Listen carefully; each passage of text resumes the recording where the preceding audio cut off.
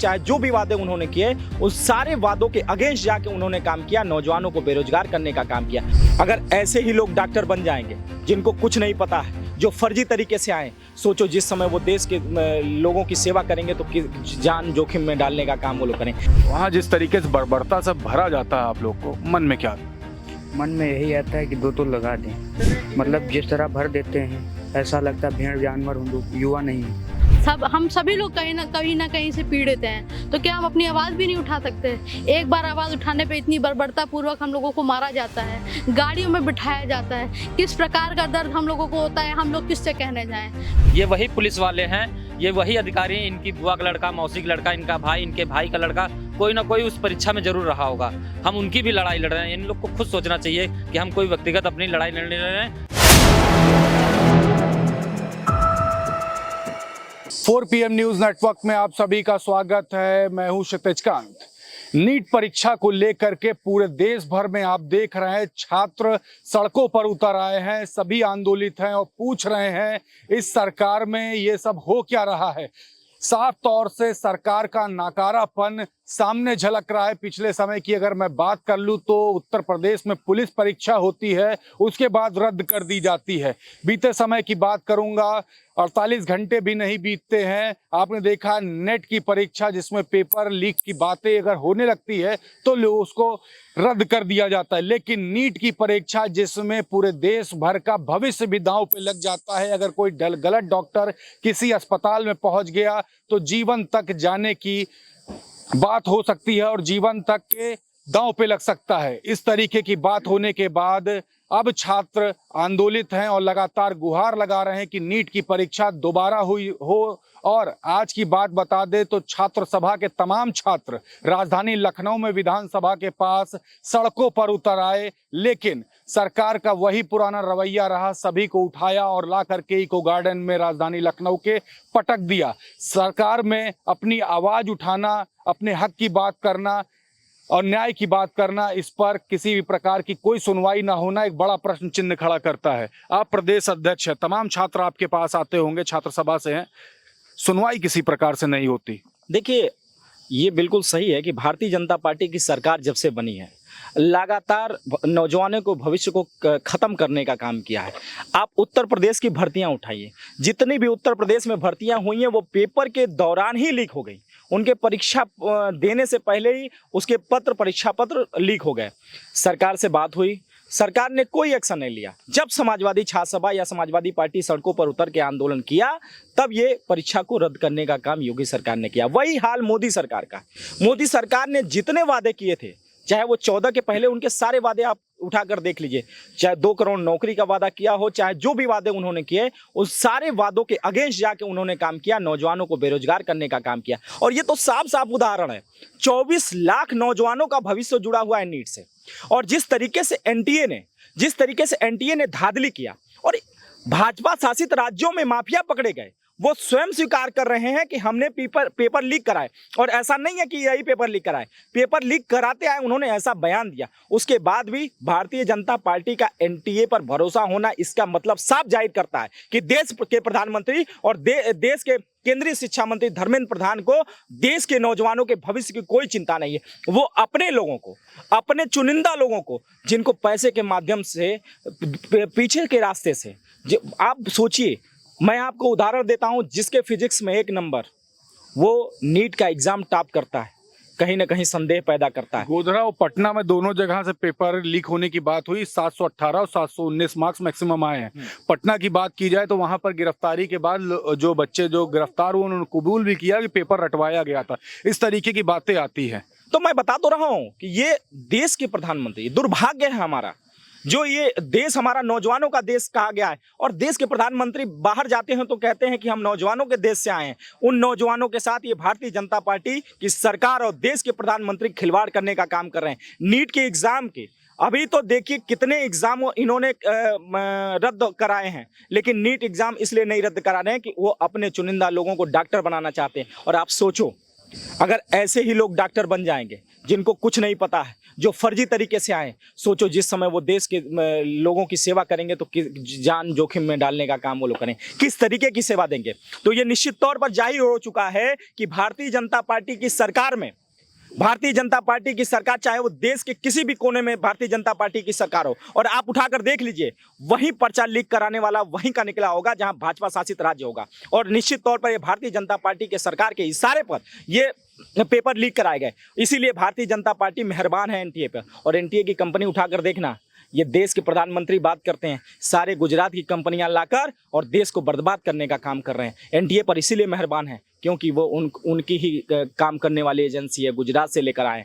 और मैं नौजवानों से कहना चाहता हूं, समाजवादी छात्र सभा लगातार और समाजवादी पार्टी, राष्ट्रीय अध्यक्ष जी ने जिस समय एग्जाम हुआ था नीट का, उस समय जब पर्चा लीक हुआ था तब से उन्होंने इस प्रक्रिया पर उठाया था सवालिया निशान खड़ा किया था। और मैं भरोसे के साथ कहता हूं कि जब तक नीट का एग्जाम रद्द नहीं होगा, दोबारा नीट का एग्जाम नहीं कराया जाएगा, तब तक समाजवादी छात्र सभा सड़कों पर उतर कर प्रदर्शन करने का काम करेगी। और आज हम लोगों ने पुतला फूका है केंद्रीय मंत्री धर्मेंद्र प्रधान जी का, और अगला अब कोई इस उत्तर प्रदेश में कोने कोने में पुतला फूंककर हम लोगों ने विरोध प्रदर्शन दर्ज किया। और आने वाले समय में समाजवादी पार्टी और समाजवादी छात्र सभा बड़ा प्रदर्शन करेगी इस एनटीए के खिलाफ, इस देश के सरकार के खिलाफ, और यहाँ के राज्यपाल के खिलाफ भी हम लोग प्रदर्शन करने का काम करेंगे। पीछे एक बैनर आप देख रहे हैं, यहाँ पे धर्मेंद्र प्रधान इस्तीफा दो, समाजवादी छात्र सभा उत्तर प्रदेश।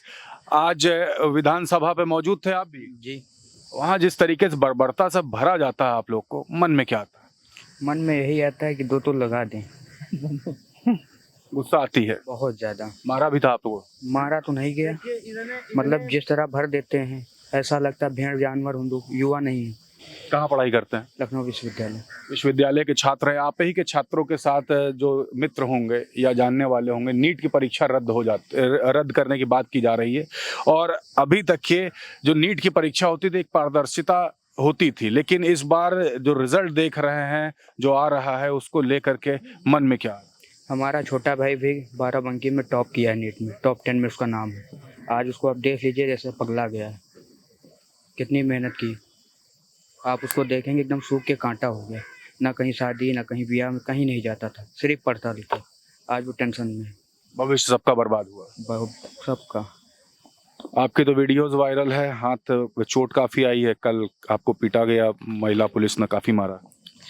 जब पुलिस द्वारा हम लोगों को गिरफ्तार किया जाता है तो उस वक्त मन में सिर्फ एक ही सवाल आता है कि क्या हम छात्र नहीं हैं, क्या हमें आवाज़ उठाने का अधिकार नहीं है। भारत एक लोकतांत्रिक देश है। अब लोकतंत्र में ही अगर हमें बोलने की आज़ादी नहीं होगी तो फिर हम कहाँ बोलने जाएंगे। अगर हम किसी बात को, किसी मुद्दे पे अपनी आवाज़ को उठाते हैं, हम सभी लोग कहीं ना कहीं से पीड़ित हैं, तो क्या हम अपनी आवाज़ भी नहीं उठा सकते। एक बार आवाज़ उठाने पे इतनी बर्बरता पूर्वक हम लोगों को मारा जाता है, गाड़ियों में बिठाया जाता है, किस प्रकार का दर्द हम लोगों को होता है, हम लोग किससे कहने जाएं। प्रधानमंत्री जी हमेशा से आँख को मूंद के बैठे हैं। इस मठ के जो उत्तर प्रदेश के राजा हैं, इनको कह सकते हैं, योगी आदित्यनाथ जी भी सुनने को तैयार नहीं है। हम आम छात्र अगर अपनी शिकायत कहें तो कहें किससे, अपनी आवाज़ उठाएं तो कहाँ उठाएं।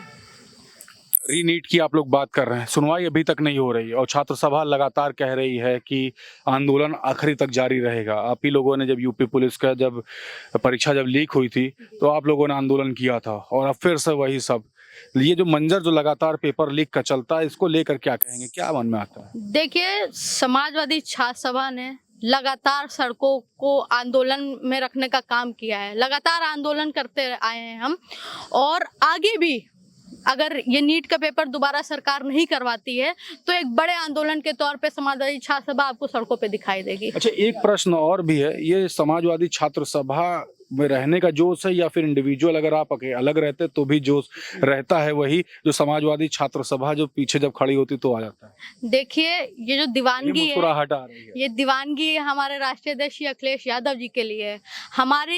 हम समाजवादी पार्टी के लोग हमारे राष्ट्रीय अध्यक्ष जी के एक आह्वान पे अपने शरीर के खून का कतरा कतरा बहाने को तैयार हैं और एक ही लाठी नहीं, पूरा शरीर भी अगर छलनी हो जाए तो अखिलेश यादव जी के हम कुर्बान करने को तैयार हैं। ये जोश है समाजवादी छात्र सभा। ये आपको बता दूं, जब यूपी पुलिस की परीक्षा रद्द हुई थी तो सड़कों पे सबसे ज्यादा अगर बड़ा आंदोलन उत्तर प्रदेश में किया था तो समाजवादी छात्र सभा ने। और रीनीट की बात हो रही है, अब समाजवादी छात्र सभा लगातार लखनऊ विश्वविद्यालय के बाहर आपने प्रदर्शन देखा और आज आपने देखा जो वीडियोस वायरल है विधानसभा के पास, और ला करके इन्हीं सबको इको गार्डन में पटक दिया गया। आप भी थी आंदोलन जब इस समय चल रहा था? जी, मन में क्या था? आप लोग तो महिलाएं हैं, जिस तरीके से बर्बरताएं होती, लगातार बर्बरता तो होती है, तो कॉमन है, लेकिन मन में क्या आ रहा होता? देखिए कपड़े भी इधर फटे हुए हैं। मन में यही आ रहा है कि जब इनके जो भी बड़े पदाधिकारी इन्होंने बना रखा है कि केंद्र शिक्षा मंत्री हैं, केंद्र मंत्री, जिनको भी इनके पास कोई शिक्षा तो है नहीं। इनकी एक मतलब महिला मंत्री वहाँ की थी मध्य प्रदेश की, वो बेटी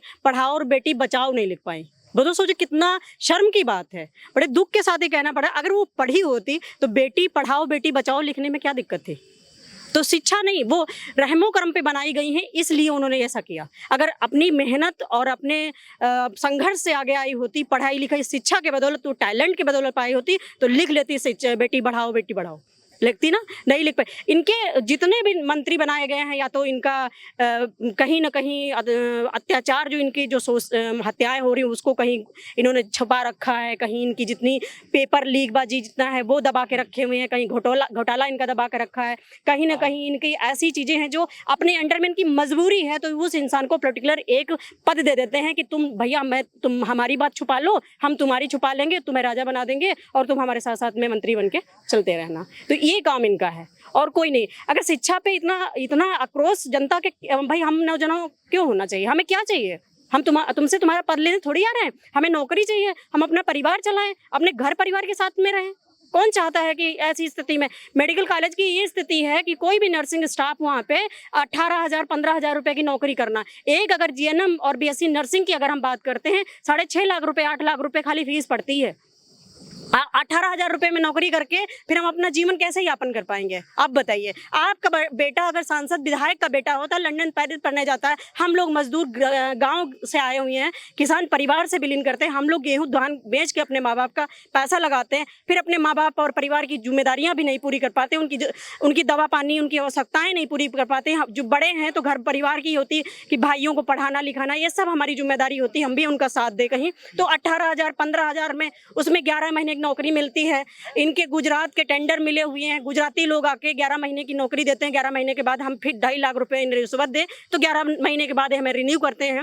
अब आप बताइए 18,000 रुपए तनख्वाह पाके हम 11,000 फिर आपको 11 महीने के बाद 2.5 लाख रुपए दें, तब हमें आपको रिपीट आप हमें नौकरी देंगे। एक प्रश्न आपसे लूंगा, कुछ ही समय पहले की बात है, ओम प्रकाश राजभर जी की जब माता जी खत्म होती है मेदांता अस्पताल में, तो काफी आक्रोशित होते हैं उस समय, लेकिन केंद्रीय मंत्री हैं जिनकी बात कर रहा हूँ, और अभी जब पेपर लीक होता है डॉक्टर के चयन की, यह परीक्षा है नीट परीक्षा काफी बड़ी, मंत्री जी किसी मंत्री का बयान नहीं आता। ये तो ओम प्रकाश राजभर जी को सोचना चाहिए को किस दल के साथ है। अस्पताल से ही जुड़ी हुई बातें हैं, सरकार में है। ये जब मंत्री के साथ हो सकता तो आप यकीन कर सकते हैं। मैं आपके चैनल पे विश्वास से बोल के जा रहा हूँ, ये समाजवादी छात्र सभा है। जब तक प्रशासन और सरकार नीट की परीक्षा नहीं रद्द कर देता है, आप लगातार हमको सड़कों पे पाएंगे। ये हमारा आपके चैनल पे वादा है।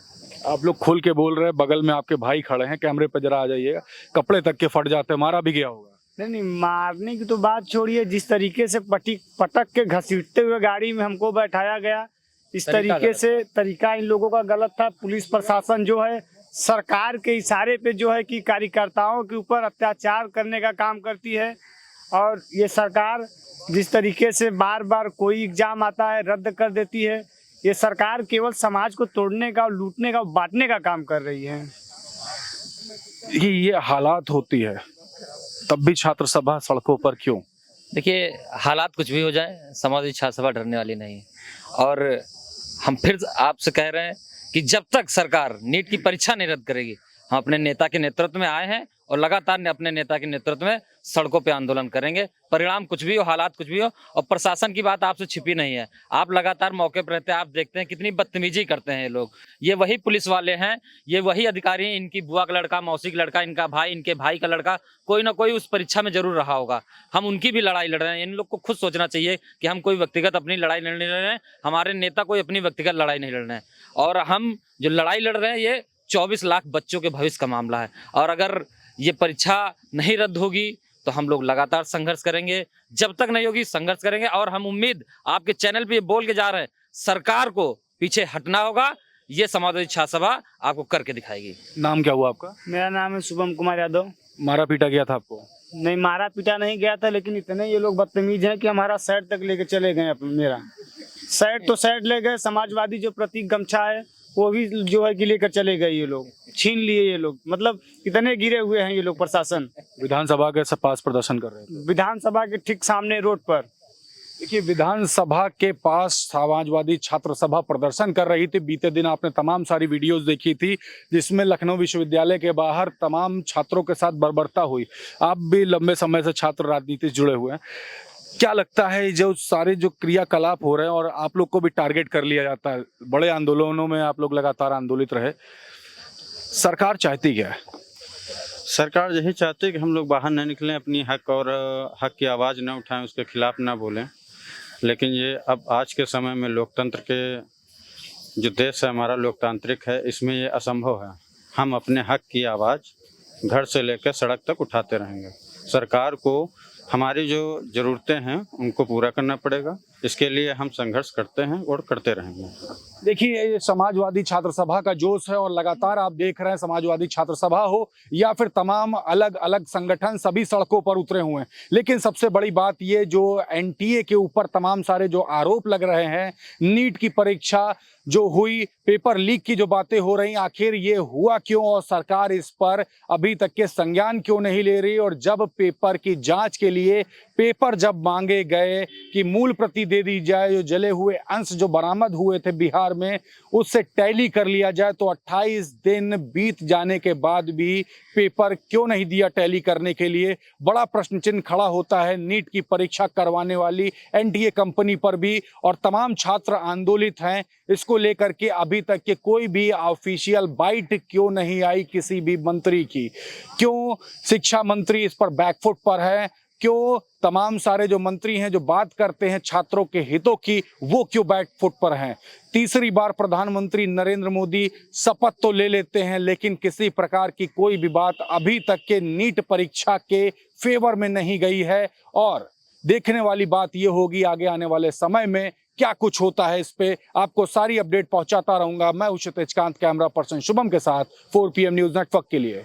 धन्यवाद।